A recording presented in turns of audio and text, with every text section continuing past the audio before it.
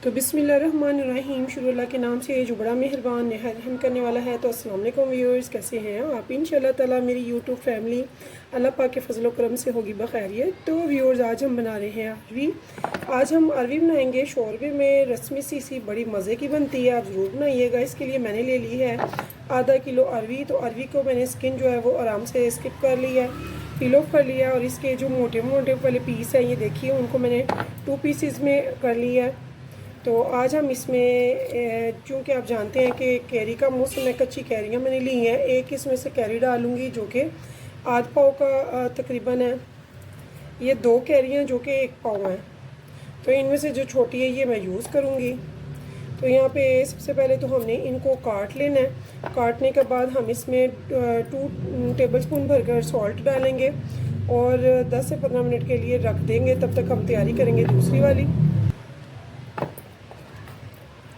तो व्यूअर्स, आप जानते हैं अरवी में कुछ छोटे छोटे पार्ट भी होते हैं, यानी कि जैसे कि ये छोटे छोटे हैं, तो इनको हम बिल्कुल भी कट नहीं करेंगे, इनको हम ऐसे ही शामिल कर लेंगे क्योंकि ये बहुत छोटे हैं। तो जो मोटे वाले पीसीज हैं सिर्फ हम इनको ही करेंगे, इसको धोने की ज़रूरत नहीं है, मैंने पहले वॉश कर ली थी। और अब जब सॉल्ट लगाएंगे, थोड़ी देर रखेंगे, उसके बाद इसे वॉश भी हमने ऑलरेडी कर लेना है। तो अभी ये देखिए, ये सारी मैंने कट कर लिया है। तो जॉइंट के लिए बहुत ज़बरदस्त है, आप जॉइंट पेन के लिए इसे ज़रूर यूज़ किया करें, बहुत इसके फ़ायदे हैं। तो यहाँ पे ये देखिए 2 टेबलस्पून मैंने नमक का डाल दिया। इसे मिक्स करके रख देंगे 10 से 15 मिनट के लिए। यहाँ पे देखिए व्यूअर्स, मुझे कुछ चाहिए वेजिटेबल। ये मैंने मीडियम साइज़ का 1 प्याज ले लिया है, 3 ग्रीन चिलीज़ ले लिए हैं, 1 मीडियम मैंने टमाटर लिया है, 1 छोटी वाली ये कैरी ले लिया है, थोड़ा सा अदरक का पीस लिया है और 4-5 जवे मैंने लहसुन के ले लिए हैं। तो अब हमने इनको क्या करना है, हमने इनको रफली चॉप करना है। तो यहाँ पे देखिए व्यूअर्स, हमने जो कैरी ली है ना, इसकी सीड तो मैंने निकाल ली है, लेकिन इसके साथ ये जो है ना, इसकी स्किन भी हार्ड होती है, इसको भी हमने बड़ी एहतियात से निकाल लेना है और फिर हमने इसकी कटिंग करनी है। नहीं तो ये हमारी हंडियाँ का सही नहीं रहने देगी, बीच हार्ड आ जाएगी बीच स्किन इसके। ठीक है, ये देखिए, ये मैंने अलग कर लिया। वैसे इसको भी मैं कट कर लूँगी।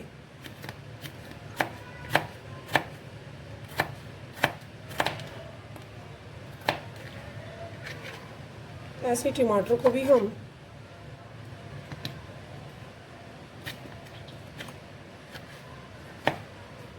ऐसे ग्रीन चिलीज़ को भी कोई फाइन काटने की ज़रूरत नहीं है, रफली चॉप कर रही हूँ मैं। ये देखिए,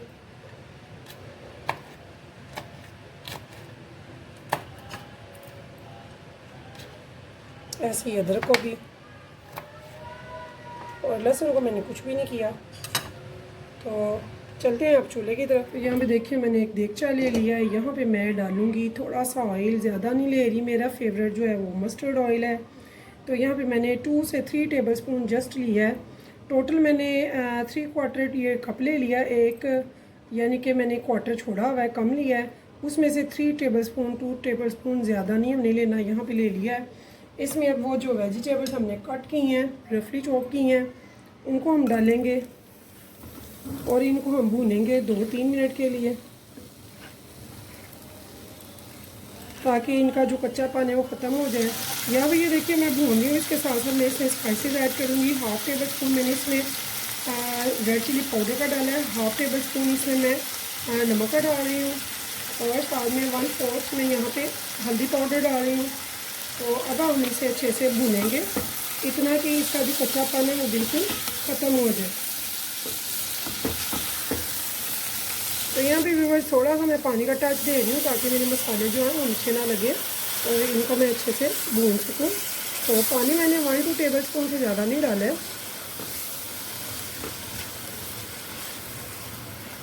ये देखिए,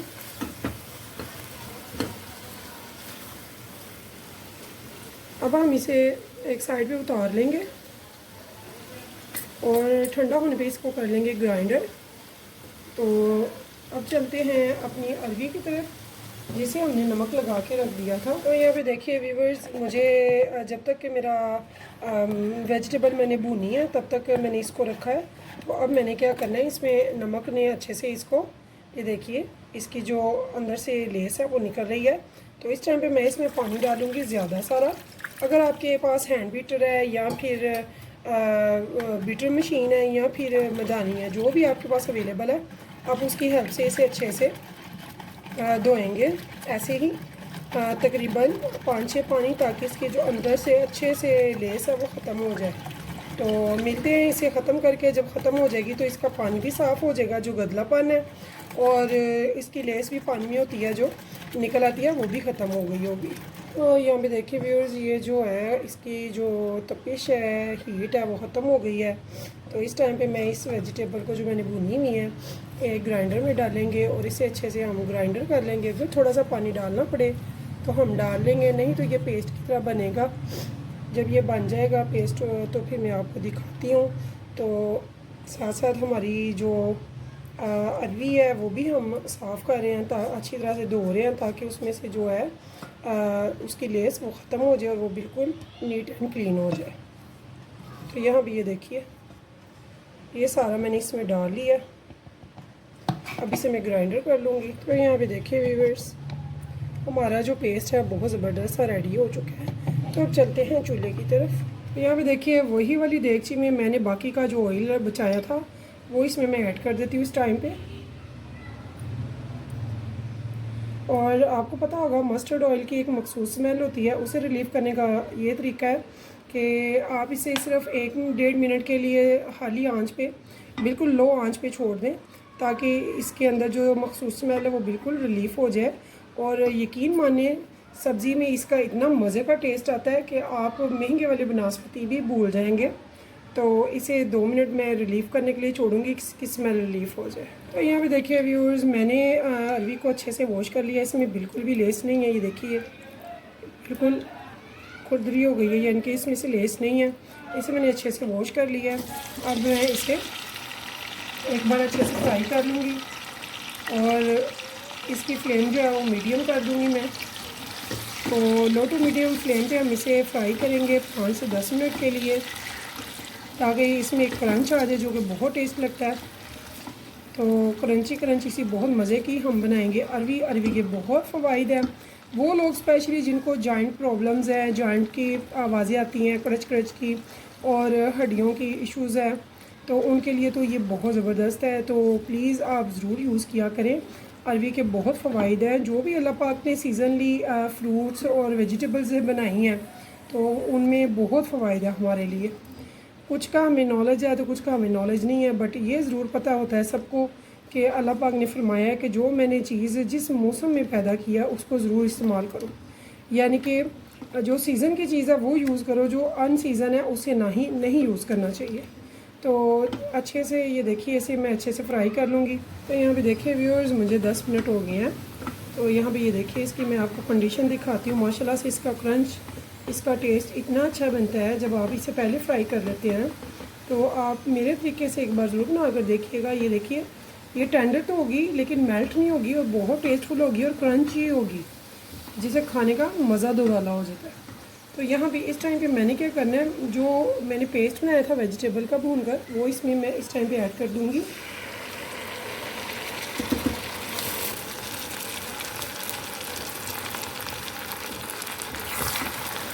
और इसको हम भूनेंगे 5 मिनट के लिए अच्छी तरह से।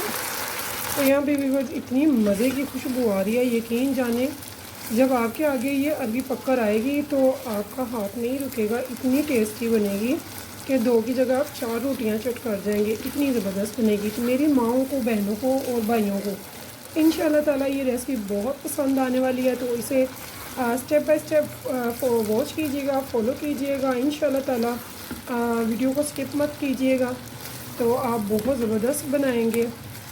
फिर ना कहिएगा कि मैंने बताया नहीं है। तो अब यहाँ पे ये देखिए, मैंने 5 मिनट अच्छे से भून लिया, जो कि पहले से भी भुनी हुई थी, ये भी फ्राई हुई थी। तो अब मैंने क्या करना है, यहाँ पे मैंने 1 छोटे कप बराबर, या जितना आप शोरबा रखना चाहते हैं, तो ये 1 कप बराबर मैंने इसमें पानी ऐड कर दिया। ये देखिए, बस इतना सा पानी है कि जिसमें ये अरवी जो है थोड़ी डिप हो गई है, बस बहुत ज़्यादा पानी मैंने नहीं डाला है। तो इसे हमने अब थोड़ा सा रस्मी सा, यानी कि शोरबा कह सकते हैं आप, तो बहुत मज़े की बनेगी इंशाल्लाह ताला। तो इस टाइम पे मैं इसे रख दूँगी अब दम पे, दम की आंच पे। तो फिर मिलते हैं 10 से 15 मिनट बाद, जबकि हमारी ये अरवी बिल्कुल अच्छे से टेंडर हो जाए। तो यहाँ पे देखिए व्यूअर्स, मुझे 10 मिनट हो गए हैं। माशाल्लाह से मेरी अरवी जो है वो टेंडर हो चुकी है। तो इस टाइम पे मैंने क्या करना है, यहाँ पे मैंने थोड़ी सी ली है 1 टेबल स्पून सूखी मेथी, कसूरी मेथी, जो कि इसमें खुशबू और टेस्ट का जायका दोबाला कर देगी। और यहाँ पे मैंने थोड़ा सा ले लिया हरा धनिया, तो मैं इस पर हरा धनिया स्प्रिंकल कर दूँगी।